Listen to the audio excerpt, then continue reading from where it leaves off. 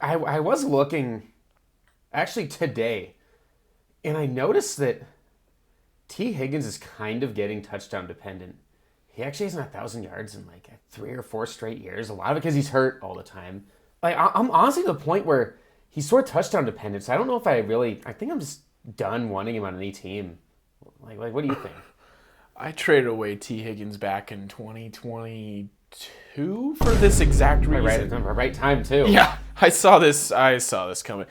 I'm not interested in wide receiver twos. Yeah, I mean, a DeVonta Smith could happen, but I don't think in that case. Tee Higgins has been in the league a year longer. I think they're both married to that team. He's the most overrated wide receiver two I've ever seen in fantasy football. Like, yeah, he's good. He's good when he scores 10 touchdowns a season. He kind of reminds me of last year's DeVonta a little bit. Mm-hmm. Which is... Well, he has had 10 touchdowns like 2 straight years. Yeah, that's kind of good. the only thing that keeps him relevant because he's not hitting 1,000 yards. So it's kind of it for him. He's a good role player on your team, but in your wide receiver 1 or 2, no. So I feel like that's the problem. Is I feel like if he was a bench receiver on your team, then that's right. like I don't know fine. why everybody that's loves good. him so much. But if he's your wide receiver 2, I feel like that's what he is on most people's teams. I think he's a little injury prone. And Burrow's injury prone. So that double whammy is brutal. Because when Burrow goes down, Tee Higgins, it's like, it's never good for him. Yeah, I think what you got to do with Higgins is he's a premium bench guy. And if he's a starter on your team, then I'd trade him for like picks or younger players. I think that's just your solution there because he's a good role player and he's an expensive role player, probably one of the most expensive fantasy role players. But the wide receiver 2/1 talks, you're right. I don't know why he's. I just don't like twos. I just never have. He's perennially always viewed as the best wide receiver 2 in the league, too. Who cares? Like perennially. Who cares? Yeah, it is a who cares. It's different from the Pickens situation because Pickens could be in a DeVonta Smith situation if the Cowboys extend him, or if he goes to another team as the one next year. There's like options with Pickens, right? Tee Higgins, there's like no options. You're stuck with a really good 2. We did just do a DeVonta Smith video, so it's not worth it. But he's like I think he's like kind of criminally underrated for being the one on that team. I mean, everybody's just scared of Lemon for some reason. Yeah, they're just scared of Lemon. I think Lemon's a good prospect, good player. He does a lot of things. I don't think there's a reason to be scared of him rookie year. I also think Jalen Hurts is hated maybe a little bit too much. I think the hate is a little bit overboard on Hurts. He's not a great passer, no. But I think he's good enough to support a really good wide receiver 1. It's not like a situation where it's like, oh, no one can thrive with this guy. He's shown it. He can support, he suport A.J. Brown all those years and DeVonta. Yeah, DeVonta. I think DeVonta's going to be pretty good this year. I think DeVonta will be a solid wide receiver 2 for some teams. If DeVonta does have like a breakout 12 or 1,300 yard season, it might just be for 1 year though. It could be. Because they might, by year 2, they might want to get Lemon more involved. Yeah. But I think for 1 year, I think in redraft, he's a really good redraft. Like, he could have a Stephon Diggs Buffalo Bills, like his first year on the Bills kind of year. I could definitely see that, and then he just shoots up the board. That's the crazy thing about week 1, man, is like a lot of these speculative players will just absolutely go off, and then everybody will overreact and overadjust and stuff. I always say take week 1 with a grain of salt in any situation. I mean, Justin Fields was, I don't know, QB 2 or 3 overall after week 1 last year. Like, it just... And Aaron Rodgers was like the other one. Yeah, exactly. It was absolutely nuts. So, yeah, there's always a little bit of a overreaction after week 1. Like, here's a good example is, I'm starting Bachel Tooting over a lot of guys for week 1. Over a lot. I'm starting him over Traevion. And I don't hate and that. And Traevion's... and this is just week 1. I think week 1 you got to look at the matchups a little bit and the situation, right? Like, okay, yes, Traevion will take over the backfield. It will be 60-40 or even 70-30 by season's end, yes. But it usually takes a quarter or half a season to get there in a situation like that. Tooting out the gate, he's going to be getting 15, 20 touches against the Browns defense, sans Myles Garrett. We gotta think matchups too. Nobody really thinks matchups anymore because of all the deep bench spots. Like matchups don't really matter. But like when you just play everybody in your 4 flexes and everybody playable you play, and that's just that's kind of what you do. And then now, I just thought of something. We had a viewer of ours say, okay, I don't like the sell highs or buy lows things, but I guess if we call ourselves Dynasty, you have to throw this in every now and then. But is James Cook an absolute must sell high? He's 26. I think he's actually going to be 27 relatively soon.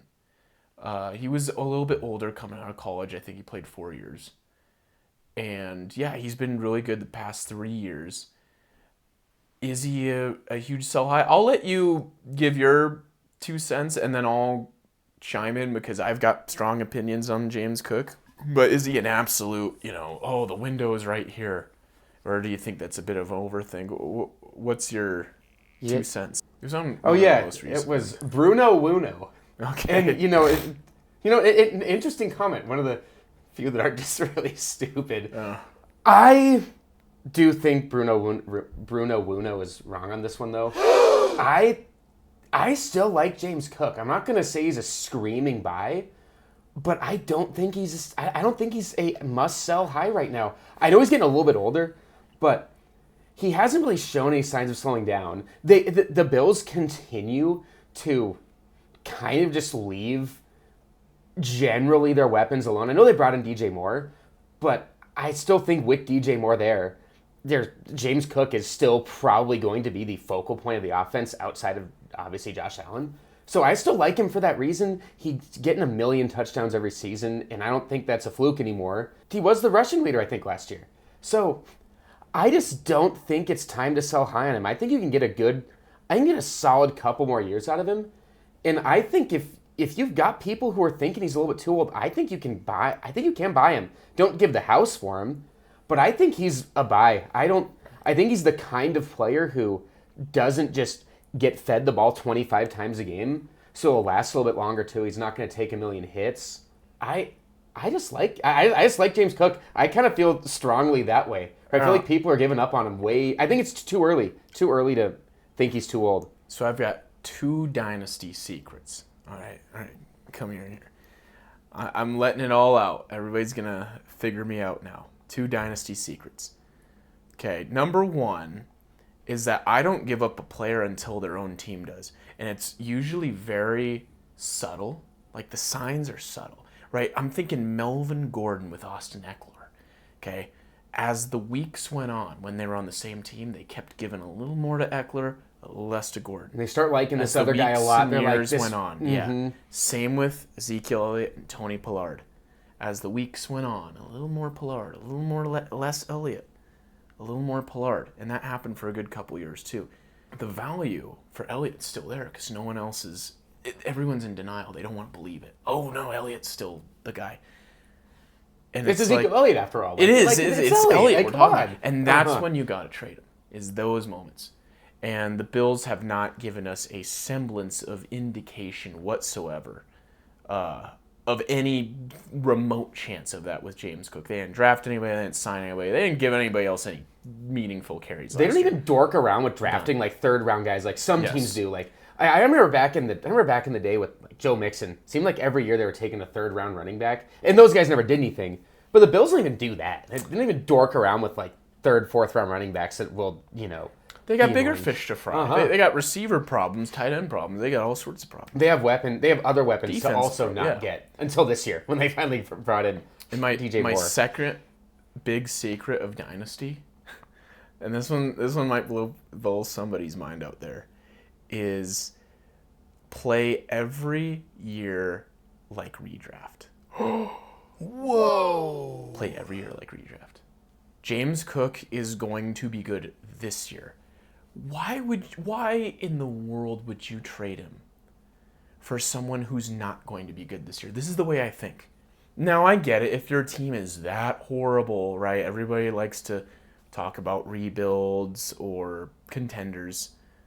if it's that bad, and I want it to be that bad, like if your wide receiver one's Jacoby Myers and you're trotting out Malik Willis and your RB1's Rashad White, your RB2's Rashad White, and you got James Cook, of course, that's obvious, it's a no-brainer.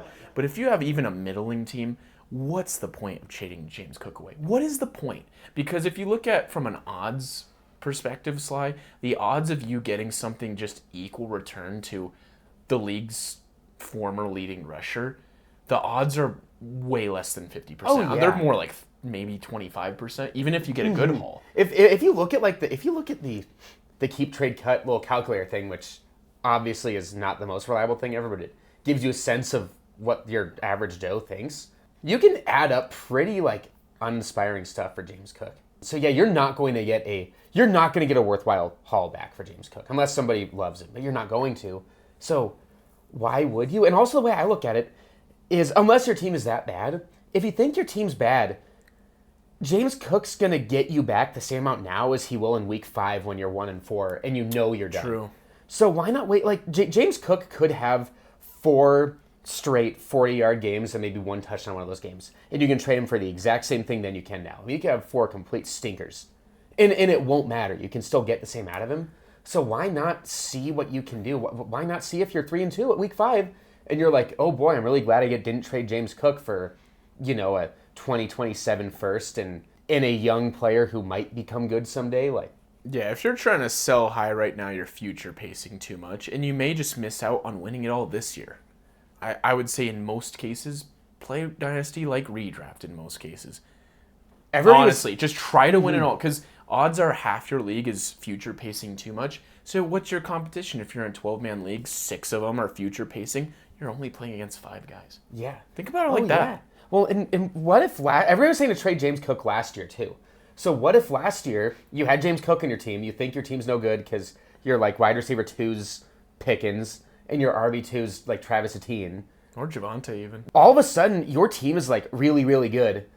And it's a darn good thing you didn't trade away James Cook last year, because you probably had a good chance to make a playoff run if you had a pretty solid wide receiver 1. So why would you give up before there's any point to give up? And plus right now too, now is the worst time to trade him in my opinion, because you're going to get a pick in this draft, which isn't that good. So wait till you can get it, at least a 2027 pick in week 5 when your team sucks. You know they suck. You know there's no hope. Then do it. And not a mystery 27, because anybody could be a top 5 or a bottom 5 team. I don't like the mystery 27s.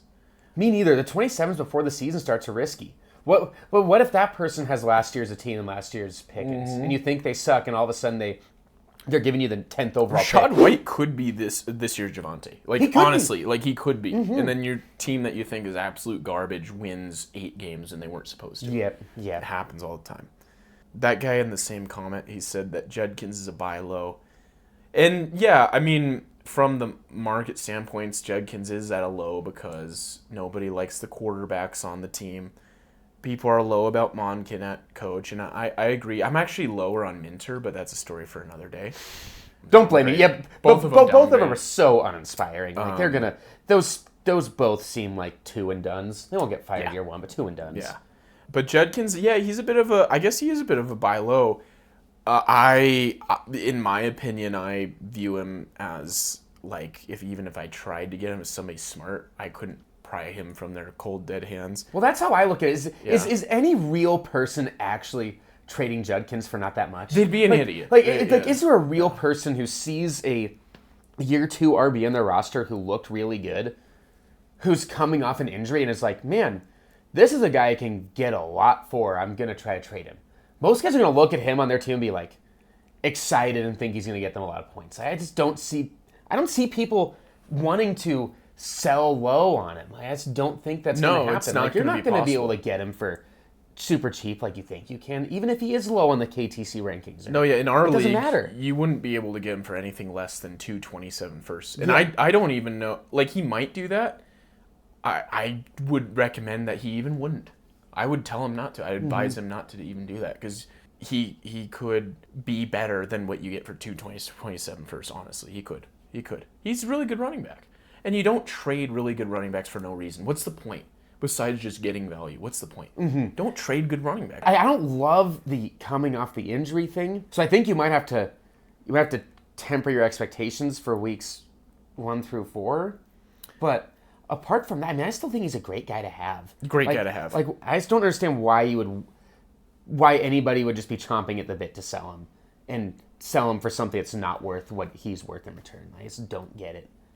I just don't think people are. And with that, with the logic to not like Judkins, you should also not like Skattebo too, because he's coming off the injury. I mean, Skattebo's value is, if it's even anywhere close to Judkins, I'd be looking to trade him away. Jeez Louise, man. I think Skattebo was a much bigger screaming trade than trade him away. Than Judkins. I haven't seen a 4th round running back who he wasn't even good last year. I won't even retrace it. He wasn't even good last year. He had 3 games over 4 YPC. That is it. Okay, that is it. And he only played 8, and he had a worse injury than Judkins.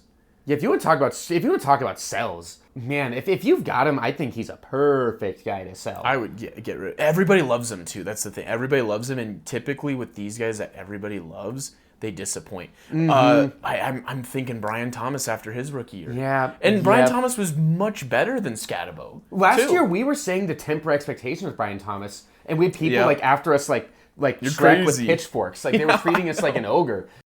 Drop both of them a little bit. And definitely having Brian Thomas as wide receiver 5 in Dynasty, I think is way too high, because is Lawrence going to produce 2? He's never done it before. He's never had the opportunity to do it before. So in his defense, he's never had 2 elite receivers. Are you going to put all your chips? Like, what do you mean, Brian Thomas? BTJ's not going to disappoint this year. And now, we did say to temper expectations, so it wasn't a complete prediction of the downfall that he had. But still, it's like, when the mob loves these guys, they are going to love him, and there probably is a good chance they'll disappoint a little bit. Yeah, there is. It's not crazy talk. We've just been playing so long, we've seen it all. Yeah. We've seen it all. And his off-the-field antics don't help either. They don't help either. I'd like a guy in my starting roster to focus on football. Whoa. Not the internet, not Fortnite. Not streaming, not backflips near some stage somewhere. Yeah, exactly. I like my guys to focus on football. I'm gonna get a lot of hate for that. I don't care. I like my guys to focus on football.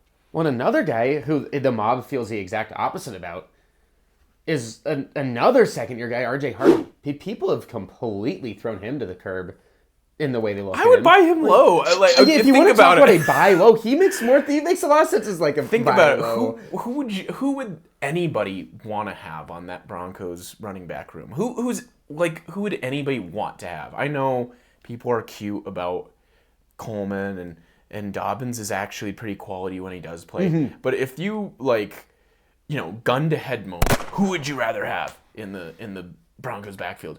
I think everyone would say Harvey. Everyone. Yeah, 10 out of 10 people say Harvey. And right now he's being treated like,